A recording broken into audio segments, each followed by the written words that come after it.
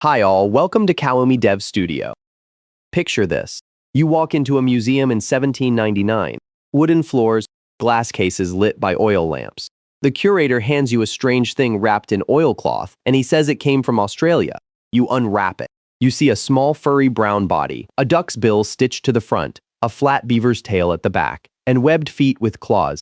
You look at the curator and you say, "Who glued this together?" He swears it's real. This actually happened. The first platypus to reach London was declared a fake by every scientist who saw it. They took out scissors and tried to find the stitches. There were no stitches. The animal was real, and it took British science 40 years to admit it. That's only one of 5 animals scientists called hoaxes. Some for 50 years. Some for 100. One of them for 65 million years. Their proof was sitting in front of them, and they refused to see it. If you like this kind of story, please subscribe, because the third animal on this list disappeared from the fossil record before dinosaurs went extinct, and it just walked into a fishing net. The year is 1799, and a package arrives at the British Museum from a colony called New South Wales. Inside is the body of an animal nobody in Europe has ever seen. The naturalist George Shaw opens the box. He's a serious man, 45 years old. The author of a book called The Naturalist's Miscellany. What he pulls out makes him laugh. It looks like somebody took a duck and stuck it to the front of a small beaver. Shaw writes in his notes that he can't stop suspecting some kind of deception. He picks up scissors and cuts at the bill, then at the seam between the bill and the fur. He's looking for the place where the taxidermist made the joke. The seam isn't there. Other scientists arrive. They poke at it. They argue. They publish papers calling it a fraud. One man writes that anyone with common sense can tell this animal cannot possibly exist. Then more bodies arrive from Australia. Then living ones, then babies, then the part that broke everything. In 1884, a young scientist named William Caldwell traveled all the way to Queensland, sat by a riverbank, and finally watched a female platypus do the impossible. She laid eggs, like a chicken. Then she nursed her babies, like a mammal. The platypus had been hiding the answer to one of the biggest questions in biology. Mammals weren't supposed to lay eggs. The platypus did it anyway, and it had been doing it for 120 million years before anyone in London thought to ask. George Shaw died in 1813. He went his whole life convinced the platypus was probably some kind of clever fraud. For 3,000 years, sailors came back from sea with the same story. A creature so big it could pull down ships. Eyes the size of dinner plates. Arms longer than the mast of the ship itself. The Greeks called it the Kraken. The Norse wrote songs about it. Every time, the scientists on land would smile and shake their heads. Drunk men, tall tales. Maybe one really big squid that grew bigger every time the story got retold over a beer. Then in 1873, a fisherman in Newfoundland hooked a tentacle. Just one. It was 19 feet long. He sawed it off and brought it home. The scientist looked at it and said, "Fine, the animal exists, but it can't be more than 40 feet long. The sailors must be exaggerating about the rest." The sailors were not exaggerating. For another 130 years, nobody saw a giant squid alive in its home. They washed up dead on beaches. They came up dead in fishing nets. Alive deep in the ocean, nobody had ever seen one. Scientists on land kept arguing about how big they could possibly be. In 2004, a Japanese marine biologist named Tsunemi Kubodera lowered a baited camera off the coast of Ogasawara, 3,000 feet down into the dark. He waited for 5 years.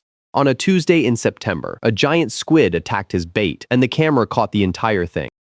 The video shows an animal 26 feet long, eyes 10 inches across. It moves like a freight train through the dark. 3,000 years of stories. The sailors had been right the entire time. The scientists had been wrong, and they had been wrong loudly. In 1938, a young museum curator in South Africa named Marjorie Courtenay-Latimer gets a phone call. A fishing boat has come in with a strange catch. She drives down to the docks. The boat captain pulls back a sheet, and underneath is a fish she has never seen. 5 feet long, steel blue, with strange thick fins that look almost like legs. She starts sketching it. That night, she writes a letter to a fish expert at Rhodes University, a man named James Smith. When Smith opens her letter and sees the sketch, he sits down on the floor. The fish in her drawing has been extinct for 65 million years. There are fossils of it in stone. The last one died before the dinosaurs ate breakfast. It's called a Coelacanth, and it was supposed to be a footnote in a paleontology textbook. Instead, it had just been pulled out of the Indian Ocean. Smith spent the next 14 years searching for a second one. He offered a reward. He printed flyers in 3 languages. He nearly went broke. In 1952, on a Christmas Eve, a fisherman in the Comoros Islands hooked another coelacanth. It turned out the local fishermen had been catching them for centuries. They didn't think the fish was special. The flesh tasted bad. They threw most of them back. Marine biology had spent 200 years building a careful story about ancient fish that died out, and the story had a hole in it the size of a 5-foot living animal. The people who lived next to that hole hadn't bothered to mention it because nobody ever asked them. There are now around 1,000 coelacanths swimming off the coast of East Africa. Each one is a piece of the past that forgot to die. For 500 years, Chinese sailors brought home stories from a place they called the Dragon Island. It was a small place in what is now Indonesia. They said the dragons there were 10 feet long, with yellow skin and forked tongues, and they could kill a water buffalo. The Chinese mapmakers wrote it down. The European mapmakers copied it down. Both groups assumed it was the same thing every dragon legend was. A few real lizards, a lot of imagination, and the kind of story you tell when you've been at sea for too long. Then in 1910, a Dutch colonial officer named Van Steen van Hensbroek went to the island to settle a dispute. He came back with a skin. The skin was 9 feet 6 inches long. The animal was real. The Chinese sailors had been right for 5 centuries. The Europeans had spent every one of those centuries calling it a children's story. It got the name Komodo dragon after the island. The more scientists studied it, the worse the surprise got. The dragon doesn't only bite. Its saliva contains over 50 kinds of toxic bacteria, plus venom from glands hidden in its lower jaw. When it bites a deer, it doesn't have to chase the deer. It just follows the deer for 3 days while the deer slowly dies. There are about 1,400 Komodo dragons left on Earth. They live on 5 small islands. The locals there have been telling outsiders the truth about them for 1,000 years. It just took the rest of the world a very long time to listen. In the 1880s, the explorer Henry Morton Stanley went deep into the Congo rainforest. He came back with a story about an animal the local Mbuti people called the Okapi. It had stripes like a zebra on the legs, the body of a horse, the neck of a small giraffe, a long blue tongue that could clean its own ears. Stanley wrote it all down in his journal. European zoologists read his account and laughed at him. Stanley already had a reputation for, let's say, decorating his stories. They said the Okapi was a folk tale, a campfire story. Maybe Stanley had seen a forest antelope from far away and let his imagination do the rest. For 20 years, it stayed a joke.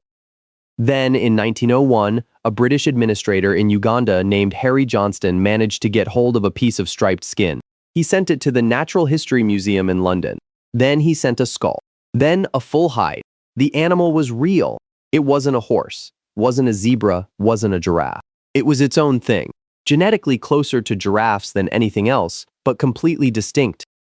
They called it the Okapi. There are maybe 10,000 left in the wild. They live in one place, the Ituri rainforest in the eastern Congo. The Mbuti people had been hunting them, drawing them, naming them since long before any European had even seen the ocean. The pattern keeps repeating across all 5 animals. Local people see the animal every day. Scientists hear about it and say no. Then one day somebody hands the scientists a body, and the scientists pretend they're the ones who discovered it. There's a museum in London now, the Natural History Museum on Cromwell Road. In a glass case on the 2nd floor, there is a stuffed platypus from 1799. The original one, the same animal George Shaw cut at with his scissors, looking for stitches. It's been there for over 200 years. Children walk past it every day. They press their faces against the glass and say to their parents, "What is that?" The parents try to explain. A duck, a beaver, an animal that lays eggs and feeds milk. The children say that can't be real. They are doing exactly what the scientists did. Somewhere right now, in a fishing village on a coast, nobody has mapped in a forest the satellites can't see through. An animal is walking around that the rest of us haven't met yet. The locals know. They've known for generations. They are waiting for someone to ask. Thanks for watching. Subscribe for more trending videos like this one.